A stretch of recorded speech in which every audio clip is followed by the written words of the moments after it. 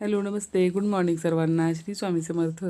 तर चला मी आज स्वयंपाक वगैरे आवरला आणि स्वयंपाक आवरल्यानंतर लगेचच लोणी काढलं होतं आणि लोणी काढण्याची एकदम पद्धत सोपी आहे तुम्हाला सांगते. म्हणजे माझ्या 2 पद्धती आहेत. मी एका थाळ्यामध्ये पण करत असते. फक्त हाताने तूप फिरवायचं ते पण आपल्या YouTubeवरच्या म्हणजे आहे व्हिडिओ तो. तो पण तुम्ही पहा आणि तो पण खूप सोपी पद्धत आहे. तर मी स्वयंपाक झाल्याबरोबर काय केलं होतं, हे म्हणजे मी रात्रीच लोणीनं मिक्सरला फिरवून ठेवलं होतं. हा एवढा डबा भरून झालं म्हणजे शाई झाली होती. तर ते नुसतं मिक्सरला फिरवायचे पाणी टाकून आपल्याला आणि पातेलं भरून ठेवायचं आणि त्या पातेल्यामध्ये 1 ग्लास ठेवला होता मी. तर खरंच खूप छान होतं बरं का. तुम्हाला दाखवते पुढं मी कसं म्हणजे ग्लास कसा ठेवला होता तो पण.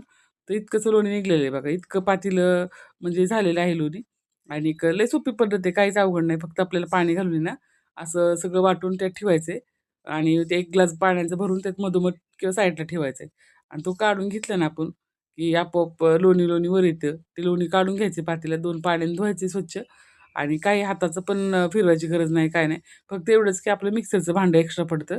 नाहीतर मी थाळ्यामध्ये करते ना, त्यातून पण खूप सोपं होतं. पण मला ह्यावेळेस आहे ना टायमिंगच नव्हतं जास्त. त्यामुळे म्हणलं पटापट चला मिक्सरला मी रात्रीच फिरवून ठेवलं होतं आणि नुसतं काहीच केलं नाही. पाणी टाकलं, मिक्सरला फिरवलं आणि तसंच पातेल्यामध्ये ओतून ठेवलं आणि 1 ग्लास ठेवला होता. ते आता ही लोणी काढून घेत आहे मी आणि तुम्हाला तर माहिती आहे लोणी कसं कढवते मी. माझे बरेचसे व्हिडिओ आहेत त्यावर. तुम्ही नक्की चॅनलवर जाऊन पहा आणि आवडले व्हिडिओ तर नक्की सबस्क्राईब करा. असेच मी छोट्या-मोठ्या रेसिपी तुमच्यासोबत शेअर करत असते. तर खूप छान असं लोणी झालं होतं आणि हे गाईचं तूप आहे. तर बघा किती छान एका साईडला मी तूप कढवायला ठेवलं होतं आणि एका साईडला जे पाणी होतं ना, त्यामध्ये मी सायट्रिक ॲसिड घालायचे किंवा लिंबू पिळात पण होतं, लिंबाचा वास येतो. त्यामुळे सायट्रिक ॲसिड घातलेलं कधीही चांगलं. तर आपलं म्हणजे दूधही वायाला जाणार नाही आणि पनीर पण निघणार आहे आणि पाण्याचा सुद्धा आपण फायदा करून घ्यायचा आहे. जे पनीर करून झालेलं पाणी आहे ना, ते सुद्धा वायाला जाऊन द्यायचं नाही. ते कुठल्याही आपल्या झाडाच्या म्हणजे कुठल्याही कुंडीत घालू शकता तुम्ही. कढीपत्त्याच्या अगर गुलाबाच्या. तर मी गुलाबाच्या झाडांना किंवा कुंडीमध्ये घालत असते.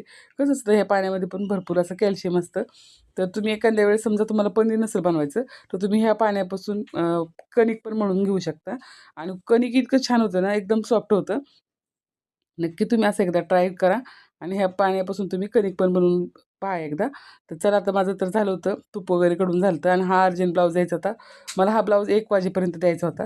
त्यामुळे मी पटापट कामं आवरली, स्वयंपाक झाला होता आणि तूपही कडवा ठेवून मी लगेच ब्लाऊज शिवण्यासाठी बसले होते आणि माझं घरगुती दुकान असल्यामुळे ना मला तो एक फायदा होतो बरं का. म्हणजे मी स्वयंपाक करत-करत का होईना पण माझं काम करू शकते. कसा वाटला व्हिडिओ कमेंट करून